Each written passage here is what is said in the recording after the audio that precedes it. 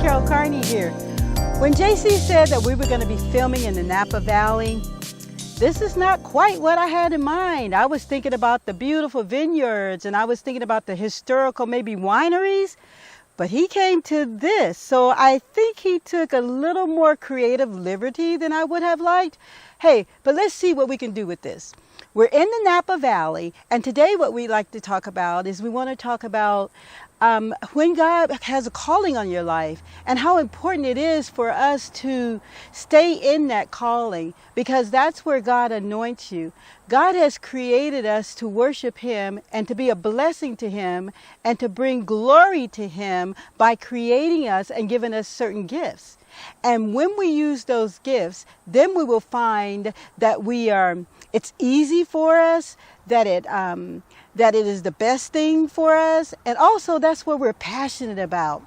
And usually people will see that it's a gift because you do it so well, and it's done better than most.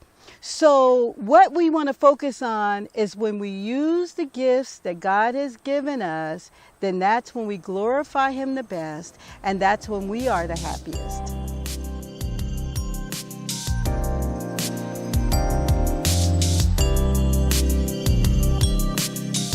These surroundings aren't what you think about when you think about the Napa Valley, but get over it because I have. So let's now move forward and establish when you are not using the gifts in which God has created you to use, how does that affect you? How does it affect the church? We've already established that when you're using the gifts in which God has created you to do, to glorify Him, then generally you're good at it and you're passionate about it. So the reverse probably can be said, that when you're doing something which I call is a force fit, meaning that it's something that you choose to do. It's something that maybe someone has decided you would best fit into, but it is not your gift. It is not what you were created to do. Then you're going to find that you may not be good at it. You're going to find that the worst thing of all is that there is envy, because there are those who are good at it, but that's their gift. You need to realize, or we need to realize, that God created all of us for a purpose, to glorify Him.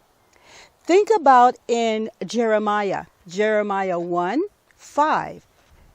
God came to Jeremiah and said, you were created to be a priest. You were created to glorify me. I knew you before you were even conceived. I knew you before you were even born. And this is what you were created for. God has created all of us, and He has preordained what we are to do to glorify Him. And so it's really important that when we're serving God, that we are convicted and know without a doubt that we are serving Him in the capacity that He's created us to. I think we're making some headway here. Now let's keep working ourselves forward.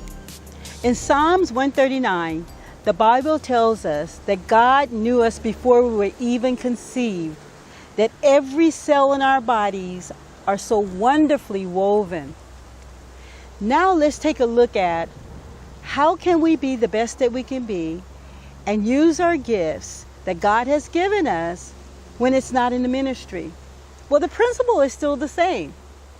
When you're doing what you've created to do, then you will thrive. You will be the best that you can be. God will set you apart, and people around you will see that you have a gift. This is a way of ministering to God's people without even saying a word, because they can see what God is doing in your life and through your life. I'm so hoping that the words that I've spoken today will serve to encourage you in your day life. I hope that it is of value to you, and I hope that we've had a heart connection from my heart to your heart.